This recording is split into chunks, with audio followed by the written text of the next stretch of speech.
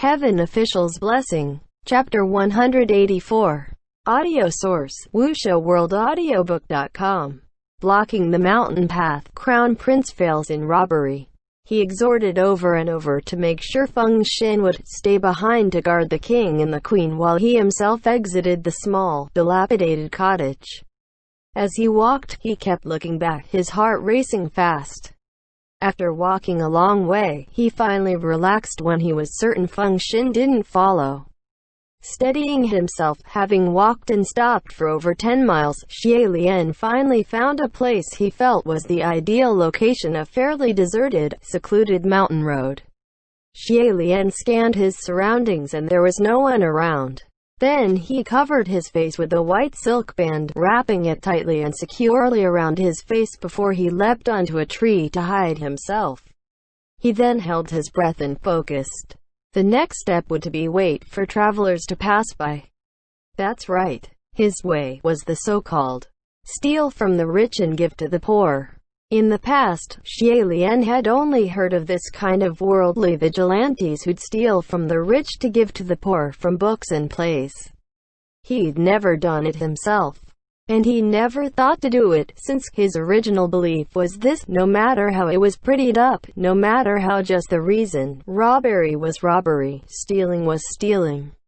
Otherwise, by Xie Lian's physical prowess, never mind flying across the rooftops to pilfer small things, murdering guards and cleaning out an entire treasury wouldn't be anything difficult.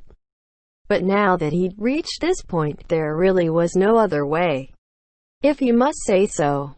To rob was a teeny bit better than to steal, probably because the former was still considerably out in the open. After much internal dilemma, Xie Lian still slapped the face of his former self, and planned to steal others' wealth in order to give to his own poverty. This was the fastest way. Xie Lian perched on the tree, the moon hiding, the wind bellowing, and it was deserted all around, empty of the living, yet his heart was thumping wildly. Even when facing the most violent of beasts, Xie Lian had never been this nervous. When he dug out a cold and hard bun, his hand was slightly trembling. If you could still be picky when it came to food, it could only mean you weren't genuinely hungry. When Xie Lian understood this, suddenly he became used to the taste of steamed buns. Winter was fast approaching and the nights were extremely cold. Xie Lian munched at the cold bun and puffed out mouthfuls of white breaths. Since he didn't want to be seen, Xie Lian never considered a place where there'd be more people, and specifically picked a desolate area. He waited a full 4 hours before a traveler came strolling slowly from the ends of the mountain road. Xie Lian was energized, stuffed down that bun in a couple bites, and focused on the traveler who was approaching slowly. Then, he discovered that it was an old man. Such an elderly old man, but he was dressed fresh and bright, so he should be fairly wealthy. However, he was of course not within Xie Lian's scope of consideration. Xie Lian couldn't tell if he was disappointed or relieved, but either way he resolutely decided to ignore the old man and let him go, continuing the wait for the next person. 2 hours later, Xie Lian's feet were going numb from the squatting, his lower half of the body practically frozen before a second person appeared. When he saw that figure was also walking slowly, he wondered, could it be another senior? When that figure finally came closer, he discovered it wasn't a senior but a youth. That youth appeared simple and good-natured, his face covered with smiles, and the reason he was walking so slowly was because he was carrying a heavy bag of rice. Xie Lian's palms were sweating and he said to himself, "Do I attack?" After a moment of hesitation, he gave up in the end. The reason he gave up was because this young man's clothes were patched, the straw shoes on his feet were worn through, exposing his toes, obviously from a poor household. He must have looked so happy because there was finally a bag of rice to fill his stomach. And perhaps his family had starved for many days, and perhaps this bag of rice was bought after selling the only ox in his household. If he was robbed, wouldn't he fall into despair? Xie Lian imagined all sorts of scenarios on his own, and it wasn't until after that he thought maybe he could have just taken half a bag of rice, but by then the young man was long gone. Thus, Xie Lian resolutely decided that he wouldn't think of it anymore, and continued to wait until the next one. He perched on this tree like this and waited helplessly for many hours, from the darkened night to the break of day. In that time, there were over a dozen passers-by who passed through this mountain road. Yet every time when Xie Lian was about to attack, there were always all sorts of reasons why it'd be inappropriate to do so, and he'd let them go. Many times he thought, never mind, just go back. There were no bandits who'd rob like him at all. It'd be a miracle if he was actually fruitful. But when he thought of how there was no more food nor medicine if he went back, he forced himself to keep waiting. After almost half a day, finally, far in the distance of the mountain road came the last traveler. It was a middle-aged man, donned in fine clothing, neither wealthy nor noble, his appearance savage and greasy, rather obnoxious, and Xie Lian could tell he wasn't anyone good with just a glance. But one mustn't judge a book by its cover. Xie Lian couldn't help but think, what if this man only appears savage but he's actually a good person? Even if he's loaded, did that warrant getting robbed? As he was fighting his internal struggles, a sudden growling sound from his stomach woke him from his stupor, and Xie Lian sighed inwardly. Never mind, I can't bother with that much. You're it. Making up his mind, he leapt down from the tree and shouted, stand still. To have a masked man cutting off the road halfway, that man was surprised and he cried in alarm. Who are you? Hiding here sneakily with your face hidden, what are you planning? Xie Lian forced himself to say, give, but in the end there was a hurdle in his mind, and he stammered a couple times before finally squeezing out, give me all the money on your person. That man widened his mouth, leapt 3 feet high, and screamed, somebody, help, robbers. Then he turned and ran. More than his escape, Xie Lian was even more worried that his cries would alert others. And while the place was in fact already a desolate, barren mountain and there was a low chance of anyone showing up, even if anyone did show up he could just flee, but thieves had guilty conscience after all, and Xie Lian immediately yelled, stop, don't yell anymore, as if that man would listen to him. He fled and ran into the woods, then yelped, "Io!" Tragically, Xie Lian was afraid there were beasts in the woods attacking the man and quickly cried, wait, watch out! Yet unexpectedly, when he caught up and saw, he was instantly stupefied, his face blanching rapidly. Within the woods were already a group of people, and they were all looking in his direction. When Xie Lian looked closer, he noticed something off. They weren't people at all. That middle-aged man didn't see them at all, and was still in a panic, and, within that group, there seemed to be some familiar faces. Of course they were familiar. He had seen a number of them in the heavenly capital before in the past, some from the upper court, some from the lower court. They were all heavenly officials. That man yelped tragically earlier because he tripped and fell, and his hands were gripping a large bundle of protection charms while he chanted to himself, my God, come save me quick. And the gods that he was crying for really came as he wished. Right at this moment, countless heavenly officials' eyes were all staring at Xie Lian intently, freezing him on the spot with their gaze. When that man saw the strange masked robber was frozen in a daze, he quickly crawled up and ran off. Xie Lian couldn't move a step to go give chase. His entire body was stiff, drenched in cold sweat, his heart filled with horror.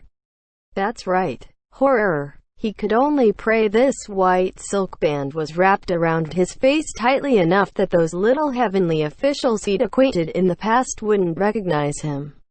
However, things would never go as one hoped, and one of the heavenly officials looked him up and down before he said in surprise, "Isn't this your Royal Highness?" Another heavenly official was even more shocked. "Ah, it really is. Why is your Highness here? And dressed like this too?" Xie Lian's heart was sinking deeper and deeper. It was going to sink into the bottom of the earth. That man earlier was screaming, "Help! Robbery! Robber! A robber is chasing him! That robber is... Your Highness! My heavens! Your Highness! You would actually do something like this?" Hearing this, Xie Lian almost fainted on the spot. He didn't know how much time went by before he croaked. He wanted to say something but words were not coming out, stuck in his throat. The faces of those heavenly officials were also unreadable. A moment later, one of the heavenly officials patted his shoulder. Don't worry, Your Highness, we understand." Xie Lian received those pats on the shoulder. They weren't hard, but he almost lost his balance, and he tried again. That heavenly official laughed out loud. "You're only doing this because you've got it really hard. It's understandable. Don't you worry, we won't tell anyone about this." The reason why things were so hard to say was also because of this reason. Since the other party said it out loud first, then he completely didn't know what else he could add. It was a moment later before he mumbled, "Alright, thank you. Then, I'm going to head back now. I'm leaving." He didn't know how he left either. Either way, when he was finally conscious of himself, he was already standing at an empty mountain road again, and it was the cold night breeze of winter that snapped him out. Only then did Xie Lian finally realize just what a horrifying thing had happened just now. Xie Lian, the Crown Prince of Xi'an, the robber? How did it come to this? The Xie Lian at this moment was filled with regrets. The him of the past must have been mad to have thought of robbing on the roads, and now things were out of control. Why was he so unlucky that while nothing was accomplished, he'd get caught red-handed? Xie Lian had never encountered something like this in his past life, so he was at a complete loss on what to do. He was burning up from head to toe, his mind completely muddled, and he hid his face in his hands. If time could go backwards, he was even willing to use his bountiful health and cultivation to exchange for it. Just as he was deep in distraught, in his peripheral vision there was suddenly a blurry white silhouette up ahead, and Xie Lian was instantly startled, whipping his head up. "Who goes there?" When he looked up, that figure instantly disappeared, and cold sweat covered his body again. Although he didn't see that man's face, but he still felt, on the face of that man seemed to have been a mask. Nevertheless, after scanning his surroundings, he didn't see traces of anyone, and Xie Lian couldn't help but suspect perhaps the figure he saw was nothing but a hallucination in his moment of panic. Whether if it was, he didn't dare to stay there any longer, and hurried down the mountain. After he returned, Feng Xin had already waited up for him for almost half a day, and the moment he saw him he exclaimed, "Your Highness, where did you run off to? What ideas did you come up with?" Xie Lian didn't dare tell him. He couldn't tell anyone, especially Feng Xin. Xie Lian couldn't imagine at all what Feng Xin, who had believed so faithfully in his utmost righteousness and morals, would think if he should find out. He could only hope that that incident would be forever buried in his heart and rot in his stomach. Thus, Xie Lian replied ambiguously, "Nothing." Feng Xin was astonished. "Huh? Then why have you gone for so long?" Xie Lian's mind was going numb. "Don't ask anymore. I didn't do anything." Feng Xin was bewildered, but no matter how he questioned, Xie Lian refused to answer, so as the servant it wasn't his place to push and could only say in a whisper, "So do we still go busk tomorrow?" "I'm not going out anymore," Xie Lian replied. He was now thrown in complete chaos, his mind filled with impossible worries. What if he bumped into that middle-aged man?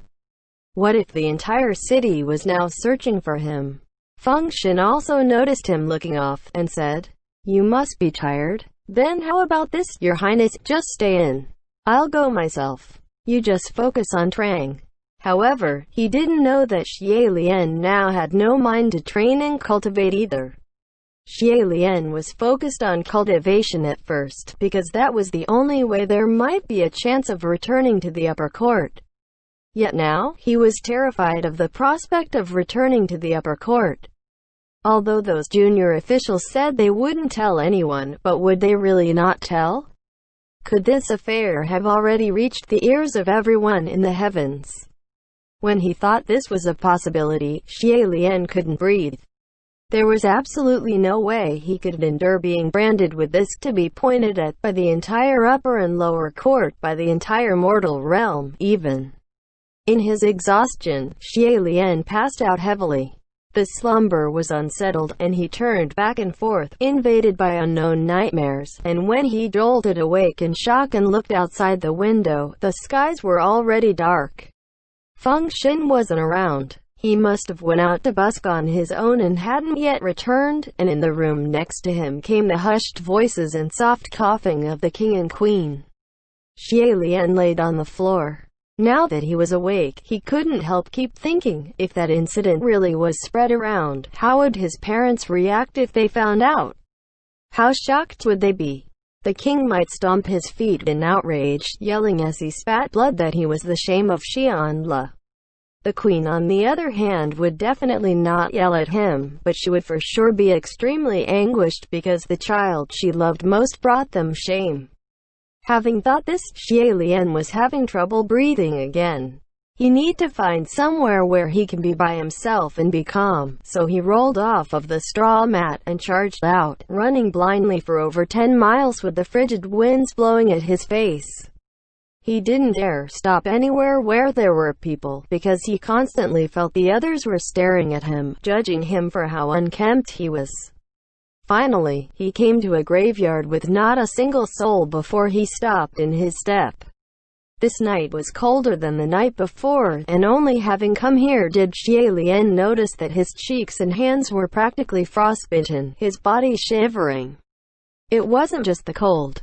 There was also horror and panic.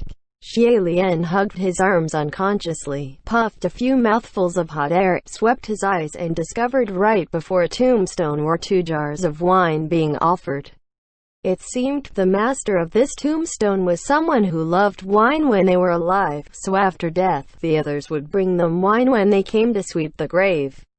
Xie Lian crouched down. He had never drunken wine before, but he had heard people say that wine could warm the body and could help forget. After a moment's hesitation, he suddenly reached for a wine jar, yanked the clog off and started dunking the contents down his throat. This wine wasn't any fine wines, cheap and large in quantity, the taste pungent and strong. Xie Lian swallowed a few large mouthfuls and started choking on it, coughing, but he really did seem to have gotten a bit warmer. Thus, Xie Lian wiped at his cheek and sat himself down on the ground, hugged the jar and continued to chug the wine in large mouthfuls. In his daze, he seemed to have noticed a small ball of haunting little ghost fire come flying out, going around in circles around him, twirling about, looking quite anxious. Xie Lian only cared to focus on his drinking and didn't look like he saw it all. That ball of ghost fire appeared to be using all of its might to come close to him. But because it was nothing but hollowed flames, every time it came near, it would always just pass right throughout his body, never able to actually touch him. Upon finishing a jar, Xie Lian was already tipsy and groggy, his drunken eyes slackened. When he saw it darting here and there, looking rather pitiful but also really funny, he couldn't help but pfft and laugh out loud, his arm resting on the edges of the wine jar. "What are you doing?" That ball of ghost fire instantly froze in mid-air. End chapter.